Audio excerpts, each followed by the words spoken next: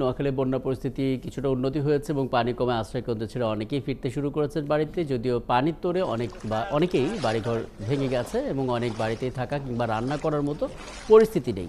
আরও আপডেট জানতে চাই, সেখান থেকে যুক্ত হচ্ছে নয়নাদিত্য। নয়, নিশ্চয় আপনি আমাকে শুনতে পাচ্ছেন। এর আগে আপনার সঙ্গে কথা হচ্ছিল আসলে বিশুদ্ধ পানি যে সংকট, সেই সংকটগুলো নিয়ে আসলে আমরা কথা বলছিলাম। বন্যার পানি কমলেও এই সংকটগুলো বড় আকার ধারণ করছে।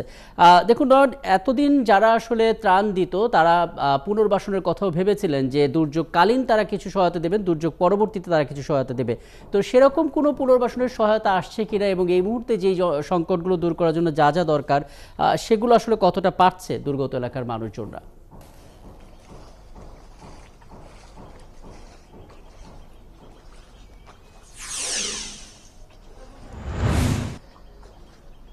দেখুন, আমি এই জায়গাগুলোতে এই নোয়াখালীর বিভিন্ন এলাকায় ঘোরার পরে আমার কাছে যেটি মনে হয়েছে, যেহেতু এই অঞ্চলে বন্যাটি নিয়মিত কোনো ঘটনা নয় এবং এর জন্য কি করণীয় বন্যার সময় এবং বন্যার পরবর্তী সময়ে মানুষের মধ্যে যে সচেতনতাটা প্রয়োজন, সেটির কিছুটা ঘাটতি আমার কাছে মনে হয়েছে।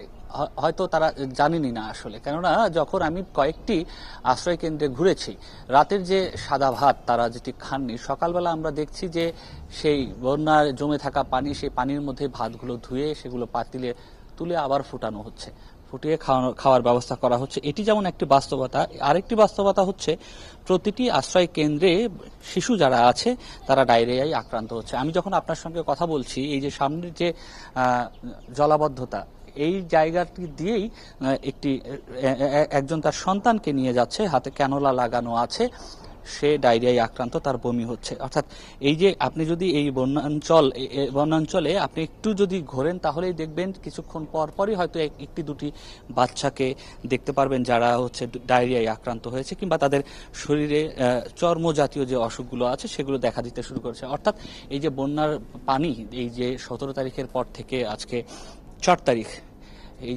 এই দীর্ঘ সময়, এই সময়ের মধ্যে তার যে বন্যা কবলিত এলাকায় যে বন্যার পানিজনিত প্রভাব, সেই প্রভাবটি কিন্তু দেখা শুরু হয়েছে। এই জায়গাগুলোতে এখন যারা স্বেচ্ছাসেবক আছেন, এর বাইরে এখানকার যারা কমিউনিটি ক্লিনিক কিংবা হাসপাতালে যারা চিকিৎসক আছেন, তারা এই রোগীদের সামাল দিতে কিন্তু একটু হিমশিম খাচ্ছে। কারণ শুধুমাত্র তো এই রোগীগুলো যখন ঢুকছে, অন্যান্য রোগীর মধ্যে কিন্তু এই সংখ্যাগুলো বাড়ছে। অর্থাৎ তাদের ডাক্তারদের এক ধরনের চাপ রয়েছে। তবে এখানে স্বেচ্ছাসেবক কিংবা সরকারের পক্ষ থেকে এই সব দুর্গত মানুষদেরকে যদি স্যালাইন সহ অন্যান্য যেসব চিকিৎসা সামগ্রী রয়েছে আপৎকালীন, সেগুলো যদি সরবরাহ করা যায় এবং তাদেরকে যদি একটু সচেতন করা যায়, সেই ক্ষেত্রে হয়তো এই দুর্ভোগটি কমানো সম্ভব। তবে বন্যার যে পরিস্থিতি বলা হচ্ছিল যে গেল কয়েকদিনে এই নোয়াখালী অঞ্চলে প্রায় 1 থেকে 1.5 ফিটের মতো পানি নেমেছে এবং এই 1 থেকে 1.5 ফিট পানি নামার বিষয়টিও কিন্তু একেবারে যে খুব বেশি সেটি নয়। আপনি দেখতে পাচ্ছেন, আমি এই কিছুক্ষণ আগে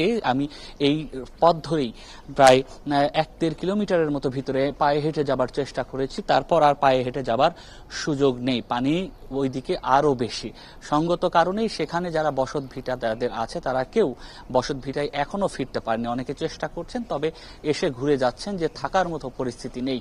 এবং এই যে সংকটগুলো, এই সংকটের পাশাপাশি আমি আরো একটি বিষয় দেখছি, যে মাটির যে ঘরগুলো রয়েছে, মাটির যে উঠান যেগুলো রয়েছে, কিংবা ঘরের মধ্যের যে মেঝে, সেই মেঝে যেগুলো মাটির আছে, সেগুলো কিন্তু পা দিলেই দেবে যাচ্ছে। এবং তার মানে হচ্ছে ওই কাঁচা পাকা ঘরের যে খুঁটিগুলো আছে, খুঁটিগুলোও দুর্বল হয়ে গেছে। বন্যার পানি যখন নামবে, তখন সেখানে এই পানির সাথে সাথে ওই মাটিগুলোও কিন্তু ধুয়ে নামতে শুরু করবে। তখন সেই বাড়িগুলো দুর্বল হয়ে যাবে, ঝুঁকিপূর্ণ হয়ে যাবে, বসবাসের অযোগ্য হয়ে যাবে। সেই জায়গাতে আসলে দুর্যোগ পরবর্তী যে সহযোগিতা পুনর্বাসনের, সেটি আসলে বড় আকারে করতে হবে। আপনি জানেন, বড় আকারে করতে হবে এবং নয়ন, নিশ্চয়ই পরবর্তী সংবাদ সংযোগে আরো বিস্তারিত আমরা জানার চেষ্টা করবো এবং এখন থেকে আসলে মৌলিকগুলো তথ্য আমরা জেনে নিলাম। নিশ্চয়ই পরবর্তীতে আরো কথা হবে। সহকর্মী নয়নাদিত্য আমাদের সঙ্গে যুক্ত হয়েছিলেন, নোয়াখালীর বন্যা পরিস্থিতির আপডেট আমাদেরকে জানাচ্ছিলেন।